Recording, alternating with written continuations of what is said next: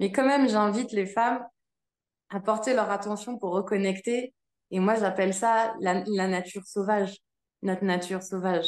Et quand je dis sauvage, c'est celle qui n'est ni formatée, ni conditionnée par rien, qui instinctivement sait bien souvent ce qui est bon pour toi. Celle-là, elle va te servir pour accoucher, elle va te servir pour bercer ton bébé, mais pour tout un tas d'autres choses en dehors de la maternité. Savoir quand poser tes limites. Et voilà, c'est un retour conscient à cette nature.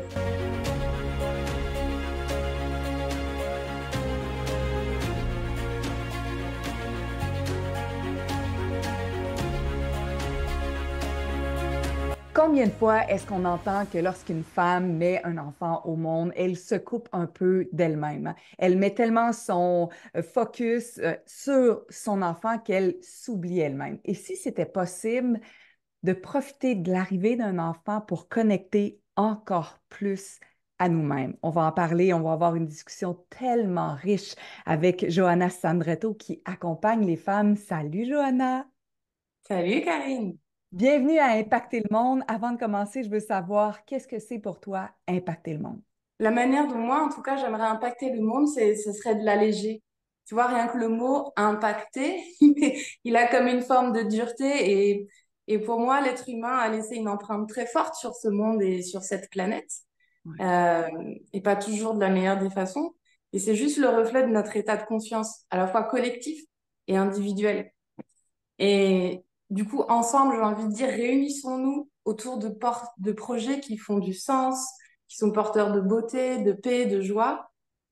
Et individuellement, allons prendre soin de nous parce que pour moi, notre qualité d'être, c'est avant tout ce qui impacte le monde.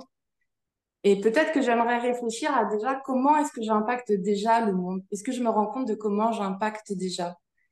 Et si tu me permets, je vais te partager. Tu connais la cohérence cardiaque?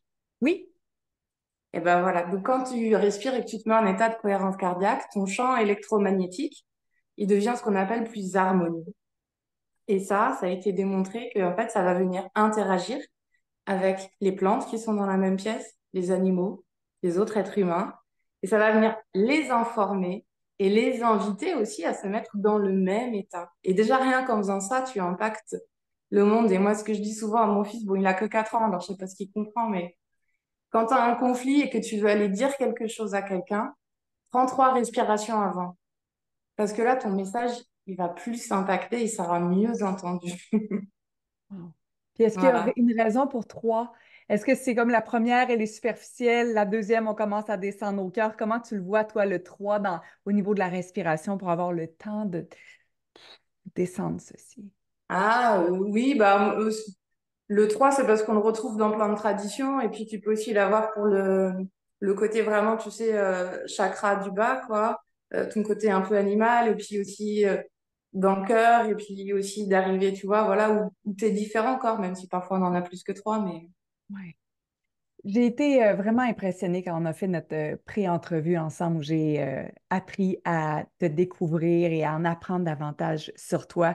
Et quand tu m'as parlé de la maternité, tu m'as amené ça d'une façon dont je ne l'avais jamais entendu. Comme je te disais en amorce, hein, habituellement, moi j'entends que quand on est enceinte, c'est juste l'enfant qui compte, puis quand l'enfant vient au monde, ce n'est que notre focus n'est que l'enfant. Et toi, tu as amené ça d'un autre sens en disant, c'est une forme de portail pour connecter à soi. Qu'est-ce qui t'a amené à découvrir que tu pouvais connecter encore plus à travers la maternité en toi et pour toi? euh, l'expérience. Ce qui est drôle, non, mais c'est ce que je te racontais. Ce qui est drôle, c'est que j'étais déjà praticienne de pleine conscience quand j'ai eu mon premier fils, et pourtant j'ai pas vécu ma grossesse en présence. Et le postpartum, on n'en parle pas parce que l'accouchement a été compliqué et que j'ai fait une dépression assez sévère. Euh, et non, j'étais pas en présence à ce moment-là. Il me fallait, tu vois, 1 heure seule, au calme. Et comme ce que tu racontais au début de l'interview, comme mon bébé pleurait, parce qu'en plus il avait du reflux, des coliques, donc ça pouvait être assez insistant et durer un certain nombre de temps. C'est tout l'intérieur de mon système nerveux qui était comme décentré, comme désaxé, tu vois? Qui était vraiment sur ce que vivait bébé, mais en même temps pas à l'intérieur de moi, donc sans capacité de réel ancrage ou de vraiment l'accompagner ou de... d'avoir la capacité de moi me réguler aussi en même temps.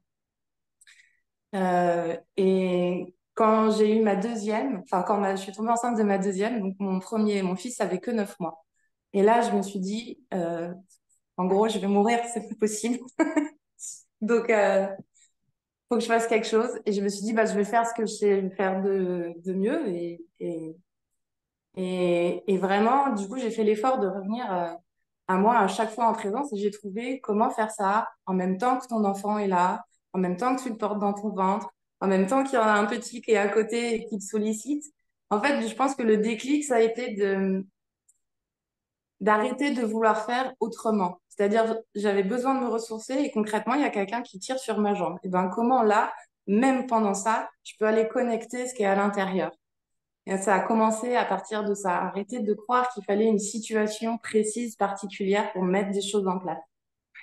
Puis tu sais, en ce moment, on parle de maternité parce que c'est ce que tu fais, tu accompagnes les femmes et les gens qui nous écoutent en ce moment, qui sont peut-être comme moi en train de devenir grand-mère ou qui ont plus de jeunes enfants, c'est applicable quand même. On a un discours pointu avec toi sur la maternité, mais c'est plus large que ça parce que tout ça, c'est possible. Ah, bien sûr.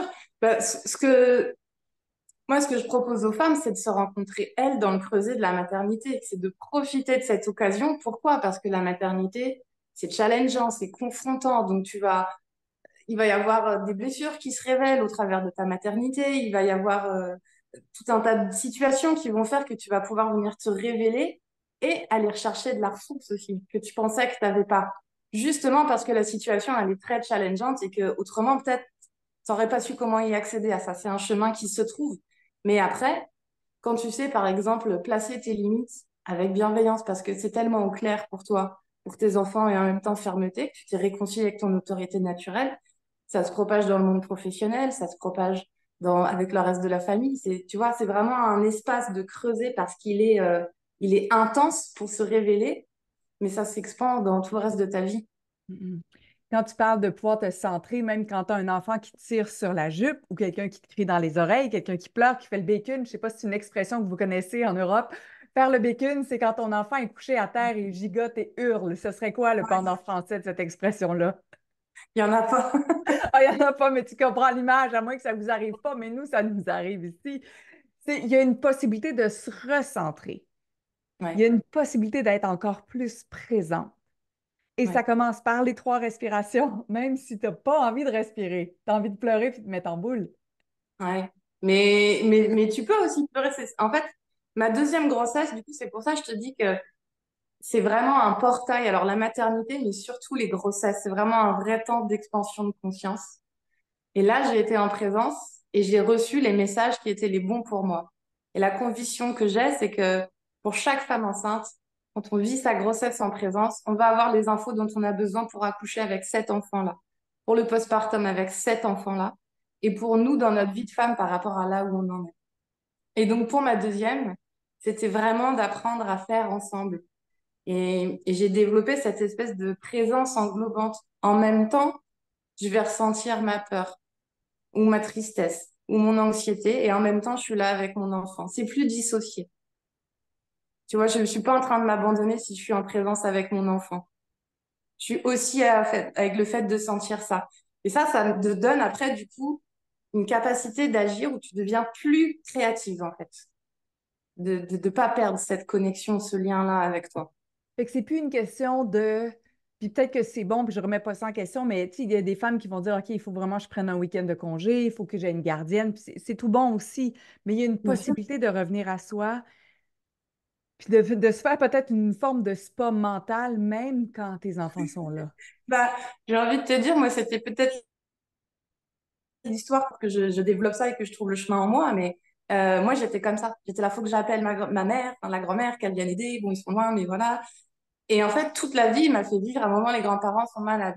À un moment, le papa de mon mari, il est très malade, il est mourant, donc le papa, il doit partir pendant longtemps. Et je suis enceinte et je suis seule avec les enfants. Et en fait, et la nounou, elle est en arrêt maladie. Enfin, tu vois, en fait, il y a une accumulation de tellement de choses à chaque fois que j'ai voulu, moi, prendre une porte de sortie que Bah, je suis allée chercher ça à l'intérieur et je me suis rendu évidemment que c'est agréable d'avoir du relais et que quand tu le récupères, mais ça m'a donné une force de savoir que quand il n'y en a pas, je suis capable en fait. On a la ressource, on est beaucoup plus forte que ce qu'on pense. Et ça m'a donné la capacité de développer ce que j'appelle nos super pouvoirs de maman. En fait, tous les êtres humains, ils ont cette capacité-là, mais dans de telles situations qui sont vraiment confrontantes et où tu penses que c'est pas possible. Parce que les pensées vont te raconter des histoires. Je suis tellement fatiguée, je vais pas y arriver, etc. Ça, que c'est important de regarder toutes les histoires que tu te racontes. Et pour moi, la présence, c'est un vrai cadeau. Parce que quand je vois ça arriver, c'est mon red flag un peu, tu sais. Je dis, oula, ça veut dire que j'ai besoin de lâcher tout ce qui se passe, tout ce qui se raconte. Et je reviens dans le corps. Et tu vois, hier, j'étais même en train de rigoler parce que ce que je te disais, ma deuxième, elle a la varicelle, Eloane, il l'avait eu avant, la petite, enfin bon. Et tout le monde était en train de pleurer à un moment. Ça a duré 25 minutes, c'est super long, tu vois. À peu près tout le monde en même temps et j'ai que deux bras. Et bien, il y a un moment, en fait, où j'ai éclaté de rire parce que je me suis comme vue de l'extérieur et ça vient me chercher, mais ouais, c'était possible. Et à partir de ce moment-là, c'est redescendu et tout le monde est redescendu un petit peu avec moi. Et la différence par rapport à avant, c'est que ce genre de situation, maintenant, c'est inconfortable. C'est pas forcément, c'est vraiment pas agréable, mais ça va pas m'emmener là où je veux pas aller. Tu vois, c'est ça que je veux dire. Avant, j'étais en réaction vraiment à tout. Et donc, ça m'arrivait aussi même de crier vraiment sur mon fils parce que quand tu es dans un état où ton système nerveux il est vraiment auto-saturé, tu as autant de stimulation, tu peux réagir vraiment de manière très automatique, on va dire, ou aussi par rapport à ce que tu as reçu dans ta propre enfance. Tu as dit des choses C'est vraiment... là où, Ah, pardon. dis-moi. Ouais. Parce que je voulais juste revenir sur quelques trucs. Tu as dit une phrase qui est apprendre à faire ensemble. Ouais. Ça, c'est apprendre à faire avec ton enfant. Ton enfant, puis tu as parlé du postpartum, ou tu sais, autant de l'accouchement, du postpartum, du après. Apprendre à faire ensemble.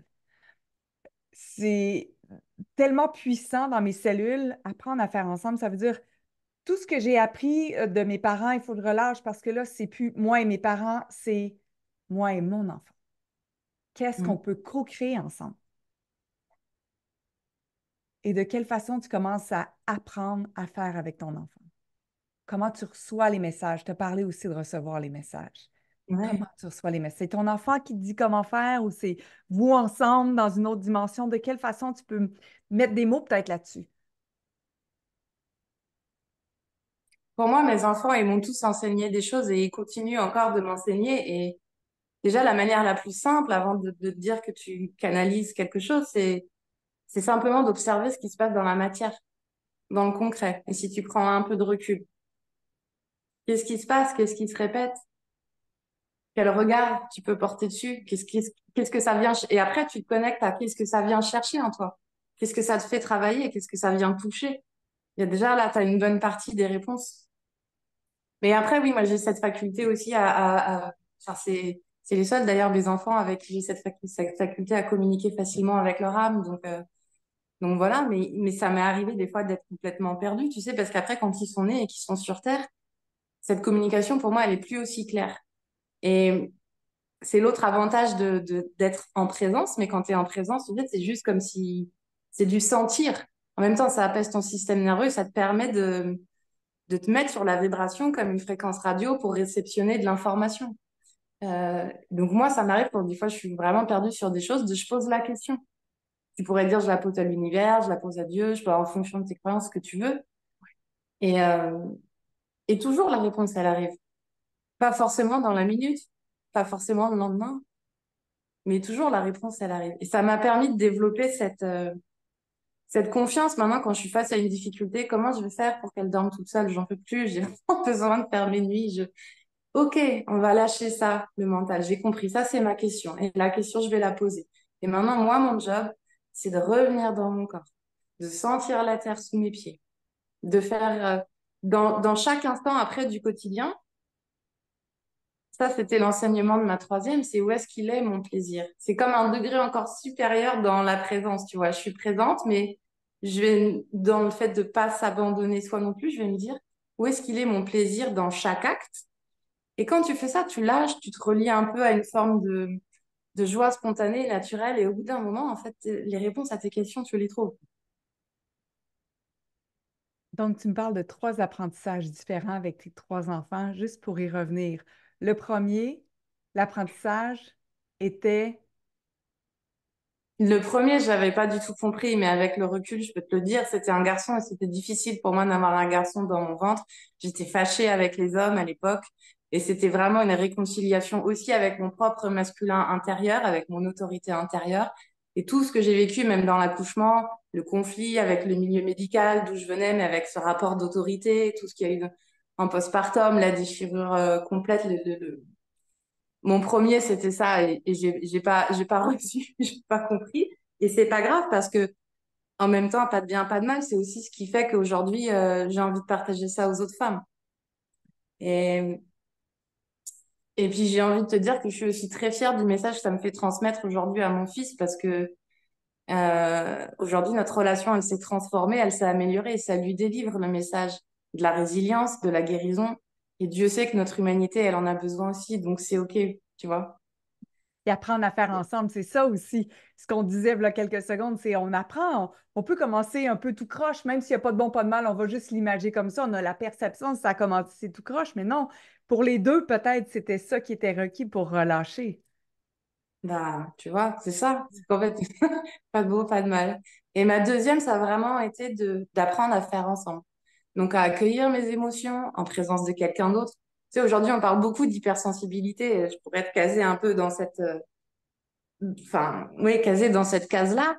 Mais bah, c'était très difficile pour moi de vivre toute ma vie intérieure en présence des autres et avec un bébé encore plus. Et ça a été ça. Ça a été ça, apprendre à vivre ma vie intérieure, à être en paix avec, en présence de quelqu'un d'autre et dont un bébé qui est très connecté à toi, mais qui te demande aussi, et puis de faire des choses à l'extérieur ensemble aussi, et de voir voilà comment on va faire cette danse. Puis la troisième, c'est avec encore plus de plaisir. Il y a la touche plaisir. La troisième, c'est avec encore plus de plaisir, et c'est vraiment se remettre au centre de sa vie. Vraiment ça. C'était encore, tu te dis, mon premier, j'étais désaxée, par exemple, dès qu'il pleurait, moi, je voyais comme tout mon système nerveux qui partait sur le côté, qui était aspiré par bébé. Puis moi, il n'y avait plus personne, tu vois. Ma deuxième, c'était on fait ensemble dans une espèce de présence englobante. Et ma troisième, ça a été vraiment, je suis au centre de ma vie. Donc, quand je prends une décision, depuis quel espace je la prends? Et puis, j'observais toutes les décisions que je prenais pas ou toutes les choses que je pensais subir. Et je me suis rendu compte à quel point, en fait, à chaque fois, j'avais le choix. Et ça, là, c'était une grossesse vraiment sauvage. Tu vois, je suis revenue aux besoins. J'avais envie de manger, il était 10h30 du matin ou il était 17h. Mais des choses très bêtes sur des besoins primaires. Mais quand tu manges à 17h devant tes enfants, ils ont faim aussi. Tu déstructures tout le moment du repas. Et puis, c'était quelque chose de plus important pour le papa, pas tellement pour moi. Et tu vois, ça vient, en fait, tu penses que c'est rien, mais ça vient bouger tout un tas de schémas. Et moi, je ressentais ça. Et puis, je voyais pas me laisser être libre là-dedans. Et en fait, j'avais vu que j'avais faim, mais j'avais pas vu que j'avais décidé de pas manger parce que c'était trop compliqué de gérer un conflit ou de devoir dealer ça comme ça ou de devoir expliquer, tu vois. Et petit à petit, j'ai vu. Puis je me suis dit, mais si moi, je veux être libre, comment est-ce que je laisse mes enfants être libres? Et qu'est-ce qui fait vraiment du sens? Mais ça Wow. partait de quelque chose de très, très animal à la base.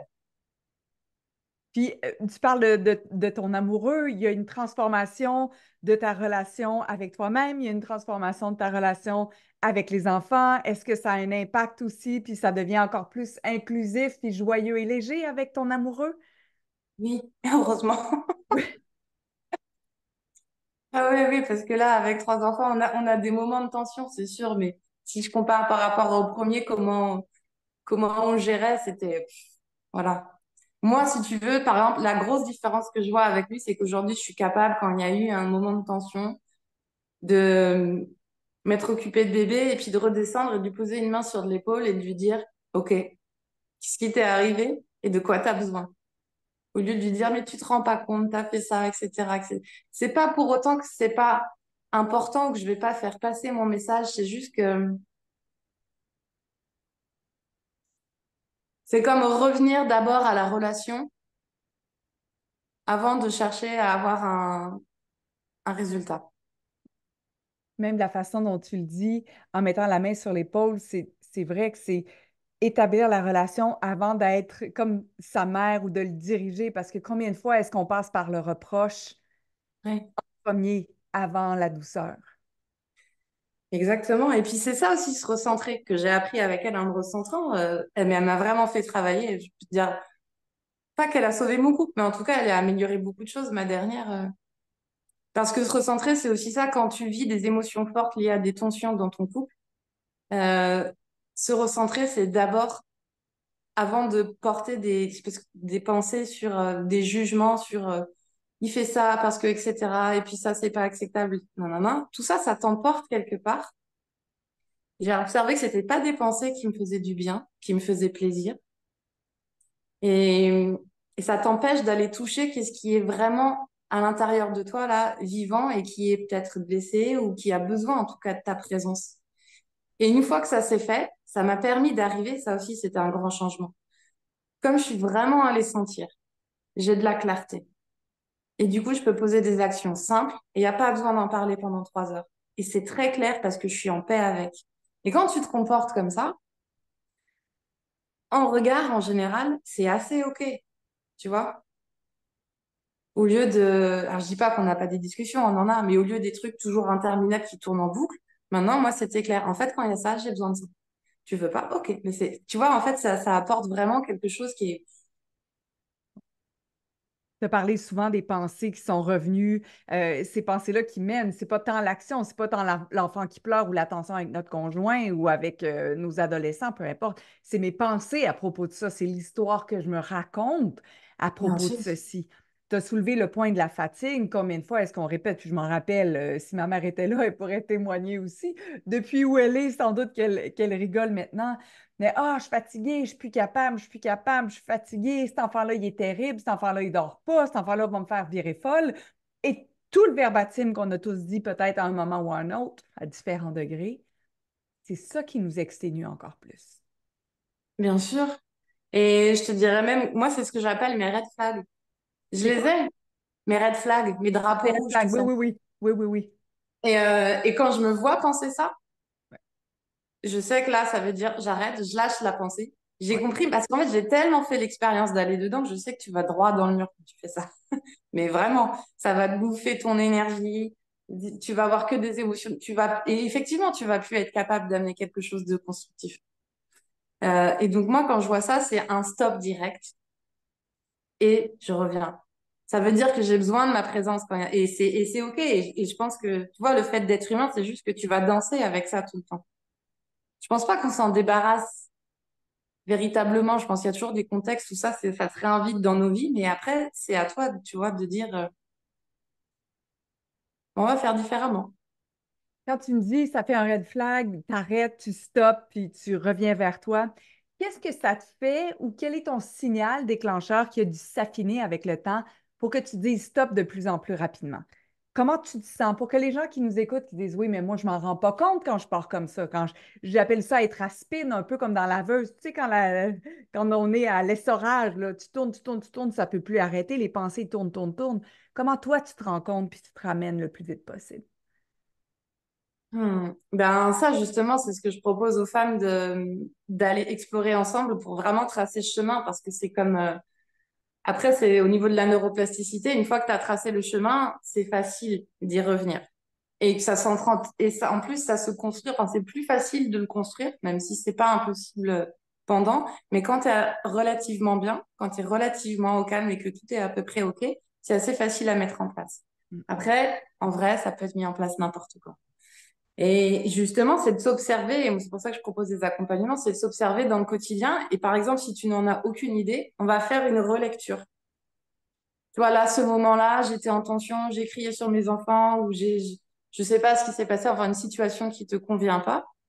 Et on va refaire une relecture corporelle de tes signaux qui étaient là, qui t'ont été envoyés, mais que tu n'as pas entendu. Et on va aussi voir quelles étaient les pensées qui étaient là. Et pour répondre à comment tu impactes le monde, nos pensées ont vraiment un pouvoir très très fort dans notre manière d'impacter le monde en fait. Et on va observer, c'est la proposition d'observer à un moment donné, bah tiens, t'as pensé ça, et puis qu'est-ce qui s'est passé? Qu'est-ce que t'as créé? Et puis, si un jour t'as pensé autre chose, ou si t'essayes, on est OK, là, on va remplacer cette phrase-là par une autre, et tiens, qu'est-ce qui se passe? Et au fur et à mesure, plus tu le vis, et plus tu expérimentes qu'en fait, ça fonctionne. Bah, plus quand tu vas sentir ta tension intérieure, ou que tu vas avoir tes pensées que tu as appris à reconnaître un petit peu, tu vas être OK, en fait. Au début, ça peut demander du courage. Parce que quand tu es vraiment fatigué, c'est plus facile parfois d'allumer une série ou de faire d'autres choses que de savoir que tu reviens. Je dis la première parce que moi, en fait, franchement, si je fais ça, c'est parce que j'ai fait l'expérience de pas le faire tellement de fois et je sais que ça mène à rien. Enfin, ça mène à rien. En tout cas, moi, ça me rendait pas plus heureuse. Voilà. Parle de relecture corporelle. Qu'est-ce que tu entends? Je trouve que c'est magnifique. Relecture corporelle. On va relire le corps. Ouais, ben, le corps, il garde l'info et la mémoire de tout. Donc, si je t'emmène un peu en état de conscience modifié sur une situation, mais que là, on est apaisé, tu vas pouvoir voir et entendre tous les signaux corporels qui étaient là. Moi, je l'ai fait pour mon premier, par exemple, quand j'ai accouché à la maison, que la sage-femme m'a dit, mais pousse, pousse. Et je lui dis, mais j'ai pas envie de pousser. Et elle me dit, mais pousse. Puis elle avait fait un examen et je me dis, bon, bah, ok, c'est ce qu'elle dit. Et en fait, mon système de croyance était tellement fort que j'ai même pas écouté ou validé ce signal, mais il était là. Et puis elle me dit, bon, bah, ça fait 3 heures, maintenant on va aller à l'hôpital. Et là, j'arrive à l'hôpital, ils me disent, mais madame, vous êtes dilatée à 1. Donc elle m'avait dit que j'étais à 10 à la maison, tu sais. Puis je me disais, c'est bizarre, je sens pas ça. Et puis à l'hôpital, pareil, il s'est repassé tout un tas de choses où en fait, mes signaux corporels étaient là et ils me disaient, mais en plus, en venant de l'univers d'où je venais, pour moi, tu vois, il y avait quelque chose de cette autorité qu'on pouvait pas, voilà, et ça a été la reconquête on va dire, ton propre pouvoir aussi, à partir du moment où tu reconnectes avec tes signaux, que ce dialogue avec ce corps, il se fait, et que cette confiance, elle s'établit, là, il va pouvoir se passer plein de choses. Ouais. Tu l'as glissé à 2 reprises. Tu arrives du milieu médical. Tu es Oui, médecin de formation. oui, Tu as accompagné des femmes à mettre au monde leur enfant. Tu as tout fait ça et à un moment donné, tu t'es dit quoi? Ça fait plus de sens? ça fait plus de sens. Ouais. Et là, il doit y avoir plein de gens qui ne comprennent pas. Il y a même toi peut-être qui ne te comprends pas parce que tu as fait les études, tu as fait les concessions, tu as fait tout le travail, tu as passé les examens, tu as tout fait ça. Et là, tu dis, qu'est-ce que ça fait en dedans si on parle de relecture du corps? Qu'est-ce que ça fait en dedans quand on se rend compte qu'on n'a pas le... On a eu le bon choix jusqu'à un certain point, jusqu'à ce que ce choix-là ne soit plus en cohérence. Eh bien, moi, ça m'a pas fait grand-chose pour ça m'a pas choqué parce que je vais te dire, quand je me suis inscrite à la fac de médecine, j'ai toujours dit ça sera pas pour toute ma vie et je le savais depuis le début. OK. Mais ça m'a apporté énormément dans mon parcours, comme la compréhension du corps humain, des mécaniques, de la physiologie. Et après, j'ai fait beaucoup de médecine générale. Et là, je me suis dit, mais en fait, il y a quelque chose qui me manque dans la manière dont on accompagne les gens. Justement, ce dialogue avec le corps. Ils comprennent pas leur maladie, ce que ça raconte d'eux, comment être en lien avec sa maladie. Et puis, c'est l'aspect où effectivement, il y a une problématique, tu vas donner un médicament et je conteste pas ça, c'est plein de fois véritablement utile. Mais à côté, c'est aussi intéressant de venir s'intéresser de toutes les autres dimensions et aspects des êtres qu'on est. Et ne serait-ce que, tu vois, voir comment tes pensées, tes émotions, tes comportements s'articulent. Donc, c'est comme ça que je suis arrivée à la méditation de pleine conscience après. Alors, tu as quitté la pratique complètement de la médecine Ouais. Ouais, parce que j'étais pas heureuse. Ça me permettait pas de m'épanouir. pour aller vers l'accompagnement des femmes à travers la maternité. Et autre chose? Avant, entre-temps, oui, j'étais praticienne de méditation de pleine conscience. Et donc, voilà, j'ai travaillé avec des enfants dans des écoles primaires. C'est venu après l'accompagnement des femmes et les cercles de femmes. Et puis, en individuel, c'est venu après ma première fausse couche. J'ai commencé un peu moi-même à m'ouvrir à ma propre féminité, voilà, à avoir envie de me relier à mon corps, de comprendre sa nature cyclique. Voilà, ça c'est venu un peu plus tard. Donc. Est-ce que les femmes sont plus, moins déconnectés de leur corps? Est-ce que tu vois, est-ce que c'est un retour au corps de la femme? Comment tu verrais en ce moment ce qui se passe entre les femmes et leur corps? Ah bah,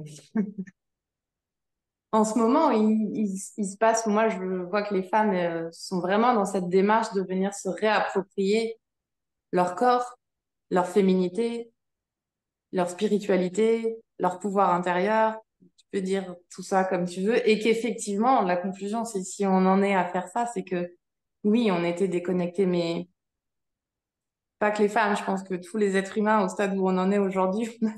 Je te dis ça parce que j'ai accompagné beaucoup d'enfants aussi dans les écoles primaires et quand j'ai vu ce que je voyais, oui, on leur apprend pas ce que c'est qu'une émotion, ni à respirer, ni à savoir se comprendre, se lire soi-même, tu vois. Donc ça fait qu'au bout d'un moment, c'est un système automatique et c'est normal. On va comme un peu se couper parce que notre mental pense que c'est la meilleure solution. Donc ça concerne pas que les femmes, même si les femmes depuis la nuit des temps ont eu une histoire qui aujourd'hui est en train de guérir. Ouais. Hmm, ouais. Et ce que j'observe surtout, c'est que les femmes aussi aujourd'hui ont envie de se réconcilier avec l'homme et leur propre énergie masculine. Tu sais, quand on regarde les stats, là, v'là pas si longtemps, les femmes mouraient aussi très tôt. Là. Il y a tout un nouveau chemin à créer en ce moment. Parce que c'est quoi, aux années 1940, on mourait à 50 ans. Donc, à 25, 30 ans, la vie était comme, je vais dire presque finie. C'est pas tout à fait ça. Alors là, il y a une nouvelle évolution aussi avec le corps, avec la longévité, avec la relation avec les enfants. C'est complètement en train de se transformer. Mais je trouve ça merveilleux d'être une femme. T'imagines toutes ces occasions que tu as à la fois au travers de ton cycle, quand quand t'as tes lunes, etc., toutes les phases, parce que nos hormones, elles viennent nous chercher, elles viennent nous faire vivre des choses et elles ouvrent. C'est pas juste pour nous embêter. Pour moi, vraiment, je le vois. Tu sais, t'as vraiment des changements au niveau de la physiologie du corps qui se passent à ce moment-là.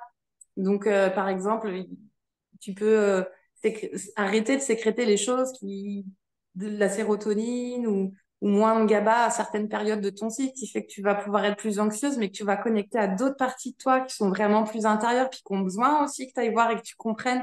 Après, tu vas repasser. Et si en fait, tu es en présence, c'est la même histoire que pour la maternité. Si tu arrives à être un petit peu en présence, parce que 100% du temps, c'est pas l'objectif, mais quand vraiment tu sens qu'il y a quelque chose, si tu dis oui, j'y vais, j'ai pas peur là de moi, de mes profondeurs, j'y vais.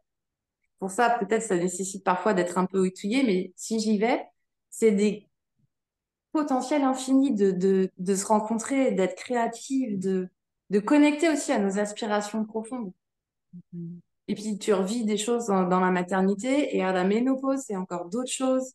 Et Tellement, moi, je tu trouve sais, ça génial d'être une femme. puis c'est tellement d'informations. Tu sais, on parle de relecture du corps. Combien de fois on a démonisé ou presque le fameux syndrome prémenstruel, ce que nous, on appelle le SPM, où les gens disent, ah, elle est dans son SPM, dans son SPM, alors que pour moi, le syndrome prémenstruel, avec ce que j'ai découvert après, là, mais c'est une indication à propos de ce qui n'est pas réglé dans le mois, ou ce qu'on traîne, ou ce qui n'a pas été dit, ou l'absence de limite, ou puis la ménopause ou la périménopause, c'est exactement la même chose. C'est une lecture du corps où en ce moment où j'en suis et je ne suis pas alignée avec qui je dois être. Est-ce que tu vois ça comme ça aussi? Ah bah oui, notre corps nous parle et nous raconte beaucoup de choses. Et en tant que femme, ça passe par les hormones, ça passe aussi par toute notre uni. Et notre utérus aussi est quelque chose de véritablement puissant qui porte pour moi l'information de qui on est véritablement intrinsèquement. Hors conditionnement, tu vois. Pas de bien, pas de mal, mais c'est hors formatage, hors tout. Et ça va venir te parler et te chercher. Et effectivement, si tu es vraiment désaxé, décentré, que tu fais des choses qui sont pas en cohérence avec toi, bah, il va s'exprimer. Et pour les Hors, femmes, notamment au travers de leur cycle ou de la ménopause ou d'autres choses. ouais. Je te dis hors formatage. C'est fort, ça. On peut connecter avec la présence, avec la respiration, par le portail, même de la maternité, comme tu le disais si bien au début, à retrouver ce hors formatage. Ouais. Moi, c'est la chose que je préfère faire. C'est parce que si tu veux, quand je partage, moi, des outils, des pratiques faciliter cet état de présence et puis tracer le chemin en soi, comme ça tu sais y revenir. Mais quand même, j'invite les femmes à porter leur attention pour reconnecter. Et moi, j'appelle ça la nature sauvage, notre nature sauvage. Et quand je dis sauvage, c'est celle qui n'est ni formatée, ni conditionnée par rien, qui instinctivement sait bien souvent ce qui est bon pour toi. Celle-là, elle va te servir pour accoucher, elle va te servir pour bercer ton bébé, mais pour tout un tas d'autres choses en dehors de la maternité. Savoir quand poser tes limites. Et voilà, c'est un retour conscient à cette nature. Tu vois, tu vas la canaliser aussi. Mais, mais oui, on en a besoin de ça, je pense. Et c'est ce qui fait notre unicité. Et le fait que tu vas retrouver ta joie et ton élan créatif tu vois. Écoute, je suis sans mots avec mes cellules qui vibrent tellement fort sur la nature sauvage, sur le hors-formatage. Je comprends que c'est à travers ton accompagnement qu'on peut le découvrir, mais est-ce que tu as des possibilités à nous offrir? Je veux pas dire trucs, je veux pas dire secret, juste est-ce que tu as des pistes de réflexion ou de questions pour que les gens qui nous écoutent en ce moment, majoritairement sont des femmes, puissent commencer à connecter ou à goûter à cette nature sauvage hors formatage? Un truc qu'on fait souvent naturellement, mets de la musique, va bouger ton corps, bouge ton bassin. Si tu aimes faire de la musique, mets tes mains sur un piano. Si tu as envie de, je sais pas, de dessiner, tu vois, tu penses à rien et puis tu te laisses inspirer. Et là, tu redeviens déjà vraiment en lien avec ça. Bah, après, il y en a d'autres, mais juste pour démarrer, ça, mets de la musique et va bouger ton corps. Chante si c'est ça que tu aimes. Ressentir l'extase. Puis tu sais, par exemple, moi, je vais te dire juste pour terminer pour ça, Oui. j'adore chanter ce que sent mon corps. Et alors, même si c'est pas beau ce que tu fais, même si, enfin, c'est jamais pas beau d'ailleurs, la fausse note, elle a vraiment une utilité, mais si toi, tu juges que c'est pas beau, t'autorises pas à pas le faire. Laisse-toi faire, justement. Et va voir là, dans ce que tu ressens dans ton corps, si c'est une émotion, si c'est une douleur, va la chanter. Regarde le son qui sort. Et tu sais, parfois, moi, je sors parfois des sons qu'on pourrait dire très disharmonieux, mais en même temps, quand tu sors des fréquences disharmonieuses de toi, ben, c'est comme ça. Et Ah, après, peut-être ça s'harmonise un peu plus. Et ça, pour démarrer à reconnecter avec sa nature sauvage, moi, c'est un de mes exercices préférés. ah, ça, c'est intéressant parce que quand tu as dit la fausse note a son utilité, je suis comme hey, moi qui chante pas, qui me ferme complètement à toute note désharmonieuse, comme tu as dit si joliment, ça a raison d'être aussi. Bien sûr. Et c'est le seul truc qui va faire la différence après, d'ailleurs, entre de l'IA et un être humain, la fausse note. Wow. Est-ce qu'on peut ressentir l'extase en tout moment, en tout temps? Oui, merci de poser la question. Qu'est-ce que j'ai fait pour pouvoir être avec toi aujourd'hui? Euh, Ça, c'est la découverte avec ma troisième. Et donc, oui, effectivement, le fil conducteur, c'était comment est-ce que je peux avoir plus de plaisir dans ma vie, dans chaque acte du quotidien, des choses simples. Euh, mais du coup, dans cette quête, on va dire, un petit peu du plaisir, et à arriver de plus en plus la facilité à accéder en moi, simplement en respirant et vraiment en me posant, d'avoir trouvé cet espace où je ressens, moi j'appelle ça l'extase.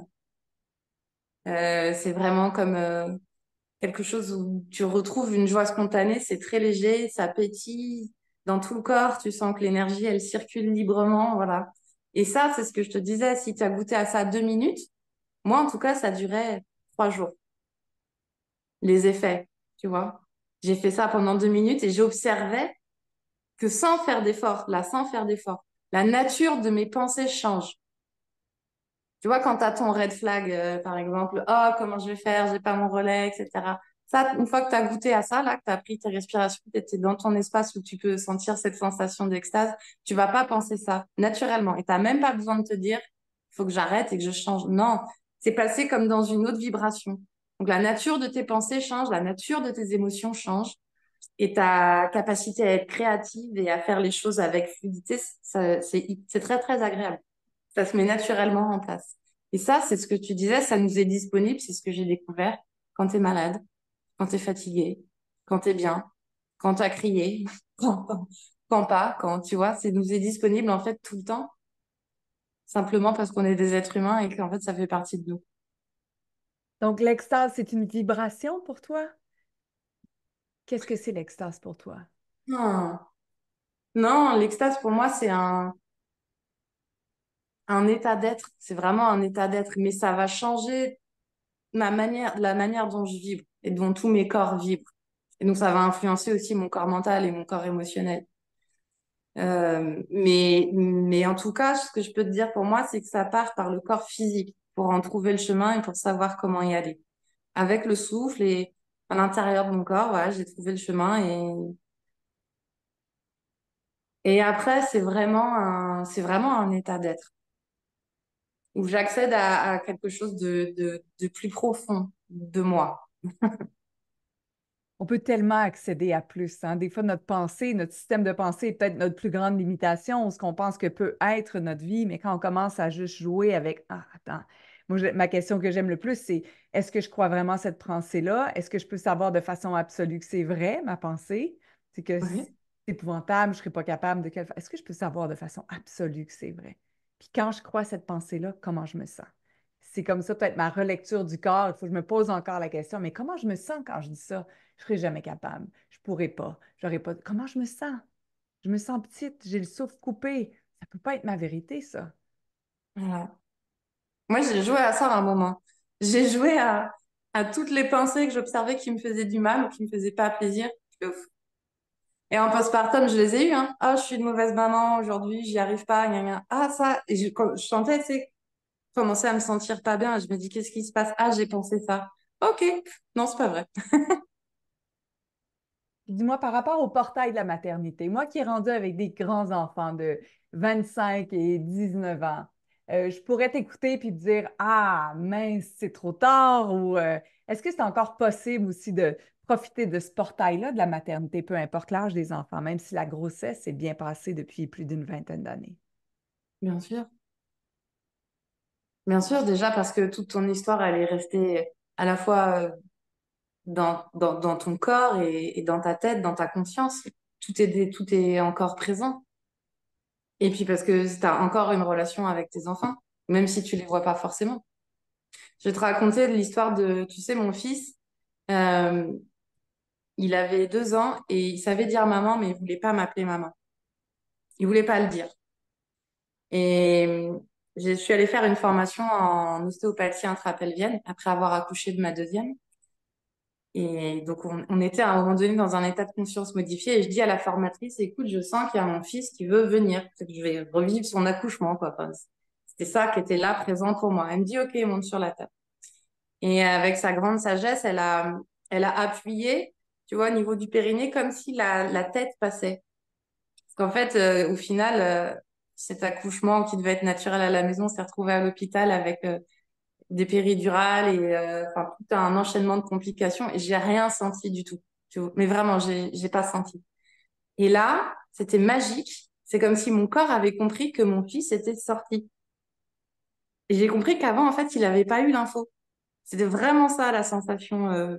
Avant, mon corps n'avait pas compris que mon fils était sorti de moi. Il n'a pas pu le sentir. Et moi, ça a transformé beaucoup de choses dans ma capacité de pouvoir être mère après.